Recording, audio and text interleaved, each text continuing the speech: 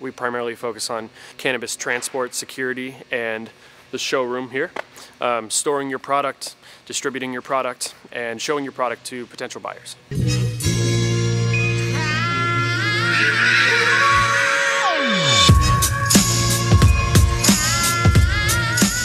So I'll take you into our intake room. This is where all of our product comes in and goes out.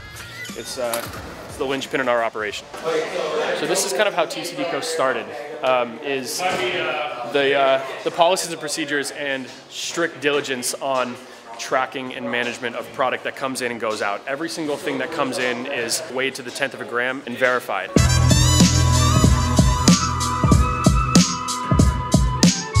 So through here is where we actually store product.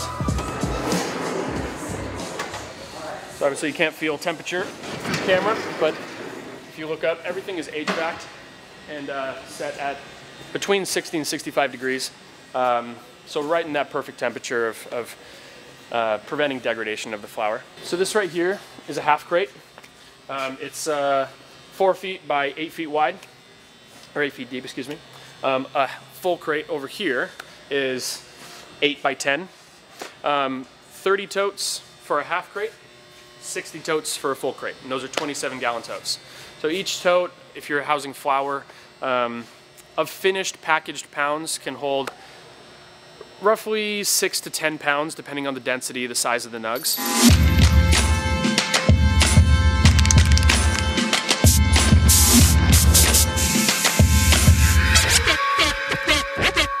I was an infantry officer for about 6 years, stationed in Hawaii as a platoon leader, and then I ended up going to the Honor Guard in Washington, D.C. for a few years, where I decided to get out and move to Portland. As far as I know, every transport officer that we have has a military background, and then others, like Chad Holtman, our general manager, is also an infantryman, and then a few other random people. So yeah, I'd say probably almost 50% of people here have some sort of military background. Some of the threats we see all over the state are a lot of small, not necessarily large organized crime, but small opportunistic crime. People know that the industry is all cash right now, so if they can find out where the cash is moving, where the cash is being, held, those are easy targets for that if they're not, secured in an appropriate way. We rely a lot on equipment and technology here in our warehouse. So yeah, without saying too much, we're well covered in a lot of different ways to prevent break-in or theft. And then out on the road, all of our vans are armored. We use different tactics, again, always having 2 drivers in a lot of certain situations, making sure that they're watching one another when they're doing drops at dispensaries or farms. So yeah, it's a combination of tactics, technology, and the equipment that we have that allows us to do so safely.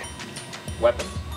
Yeah, as well as weapons, all transport officers are DPSST certified, and they carry concealed handguns wherever they go.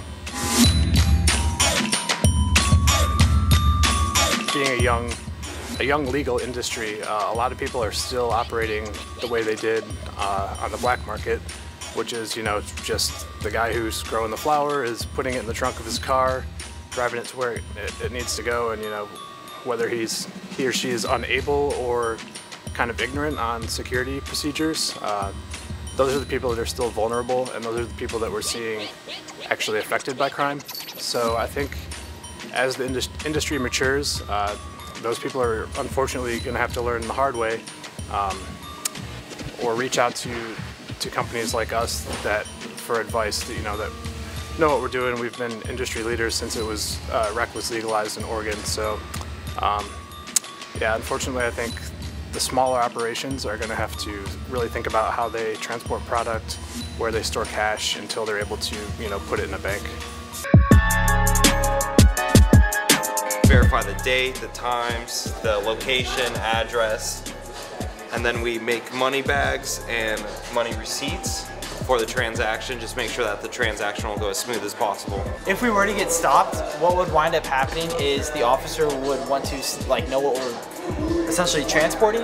A manifest gives us the legal authority to transport this product, and so we would then be able to produce that manifest, and it would show that we are in compliance with OLCC. If we didn't have that manifest, it would be an entirely different position to be in. Yeah. You would be essentially a drug smuggler. Yeah, we'd be a drug smuggler. In this case, we're a legal drug smuggler, so that's cool, but we would be an illegal drug smuggler at that point in time, yeah.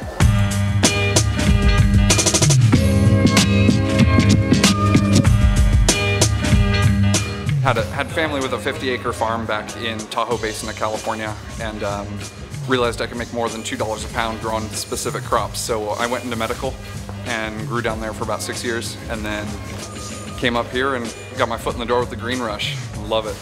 It speaks volumes to see cannabis coming through and being able to hire veterans that are just coming back and be able to provide, I'd say, better benefits than the VA. Cherry Pie 8217. Gorilla Glue number 12 4663.